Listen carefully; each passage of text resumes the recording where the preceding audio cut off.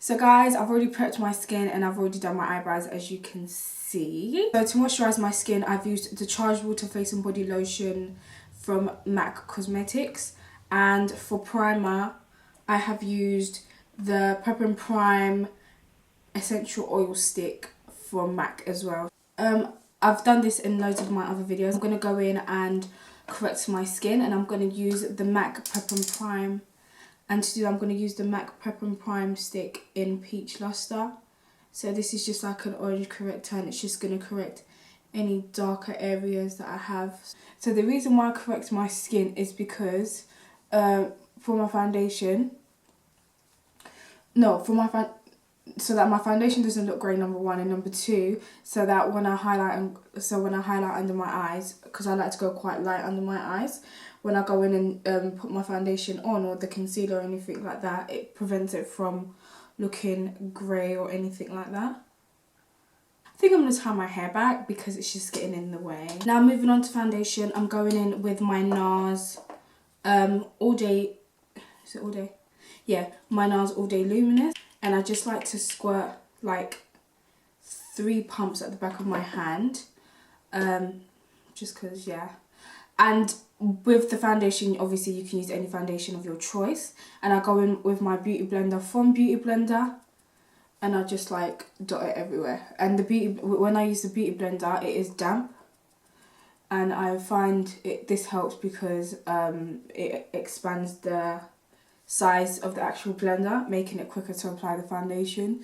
And also I find that when it's damp, it doesn't give as much of a full coverage.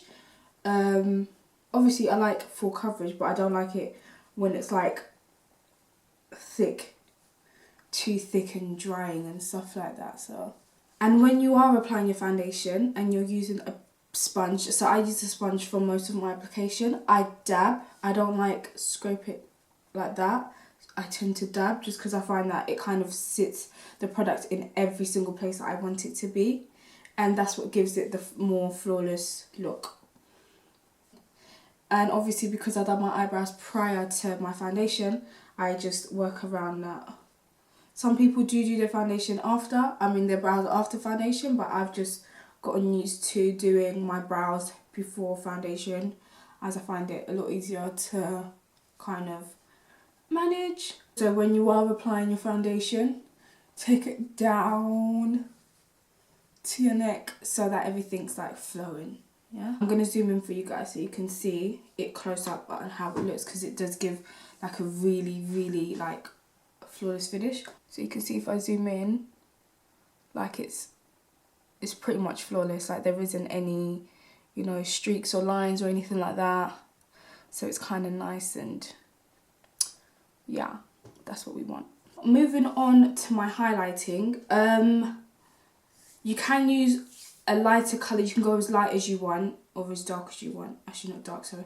You can go as light as you want. For my concealer, I like to use, for my highlight, sorry, I like to use, I kind of go in between NARS and MAC, so back and forth, but obviously because my NARS is finished, I don't know if NARS wants to send me some, you know, stuff, that would be great. But I'm going to be using my MAC concealer in the shade NC45, and this is the Prolong concealer. So I take it under my eyes and I kind of drag it all the way up. I don't really tend to take my concealer all the way up just because I don't really want my face to look as lifted. I like it to look more oval, so yeah, so that's why, hence why I just take it just to the end of my eye there, and I bring the concealer a lot closer there, so I kind of cover like the sides of my nostrils, just because I want my nose to look a lot slimmer. And that's going to play a part in adding a bridge as well, because I don't have a bridge. I've got a very flat face, I do. Take the concealer to the top here, and then to my chin and to my forehead as well. Let me just say something, right? When people are highlighting, the reason why I do my chin and my forehead is because, get the bridge of the nose, how can we forget? Is because sometimes I see a lot of girls, obviously it's your preference at the end of the day, but for me, I don't really like that look, right?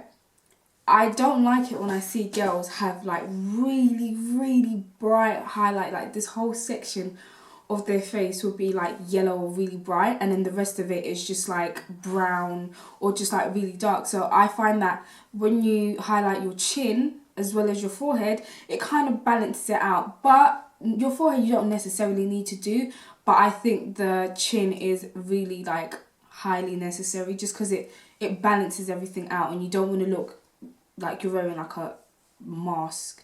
So with the prolong concealer, because it is quite watery, I like to let it sit for like a minute or two, and then I go back in obviously with my beauty blender. I just use the tip of my beauty blender, and I'm just going to go ahead and blend out the edges first. So just so that it kind of transitions into my foundation nice and flawlessly.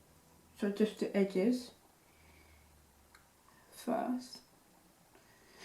And you want to make sure that you take your time with it, you know, just pat, don't drag it, just pat it, okay? I'm kind of like blending it fully on my top lip, so just like that. My chin, obviously I like to go around the edges first and then blend out the centre. So you can see it's bright, but it's not in your face. But you can go brighter if you like. But again, I'm just blending everything out, really taking my time. So you don't want to rush. There's no rush. Give yourself, you know, if you're going somewhere and you've got somewhere to be at a certain time, give yourself enough time to do this, because this is quite time consuming if it is your first time doing this. So yeah, so just give yourself enough time to make mistakes and start again. I've blended out the sides of my nose. I haven't touched my under eyes yet, so I'll blend out the sides, and then I like to, whatever product's on my sponge, I just take it to the lid of my eyes, just like that. And then that's when I go in under the eye area, and then I just blend that out as well.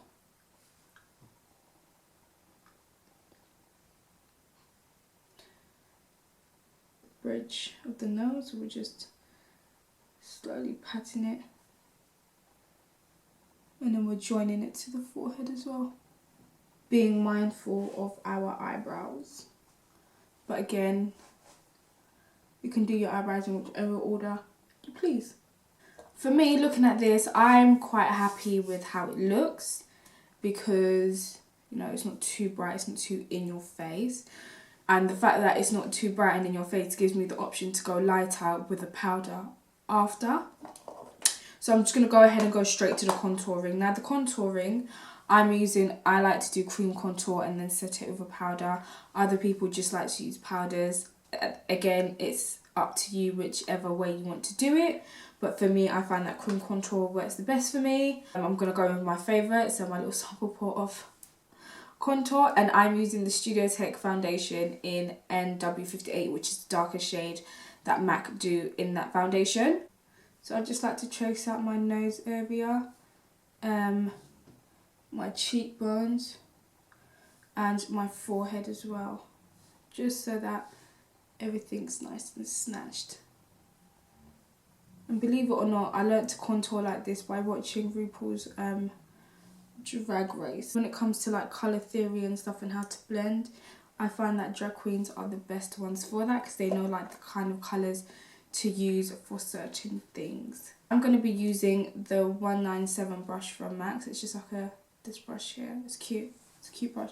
So I like to, first of all, I like to bring it in, but as I'm bringing it in, I'm going upwards, yeah? So I'm just going upwards.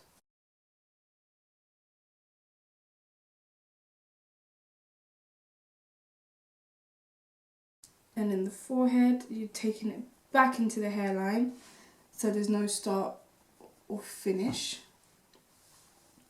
So let's take it back into the hairline first. And I don't really blend out the front as much with a brush. So I kind of like to blend out the colour first, just so that there's no harsh lines or anything like that. Just so that the colour's where I need it to be, kind of thing. So again, working around the brows really carefully. So like that, so it's blended out. But then to kind of merge the colours together so you don't see where it starts or finishes, I go back in with my beauty blender and then I just tap the edges so that the concealer and that contour merge together really nicely. And then the forehead as well. But I like to drag it backwards with the sponge so that it makes more room for the highlighted bit to be seen in.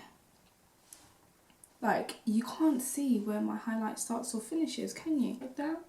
So obviously you can see the contour.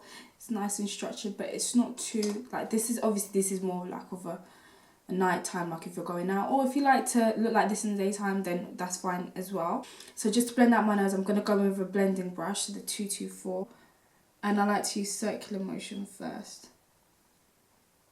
So circular motion, and I'm taking it up and around, so just like that, and then again, and I kind of drag it out just a tiny bit, so I'm blending it outwards. I'm blending it outwards and then taking it up.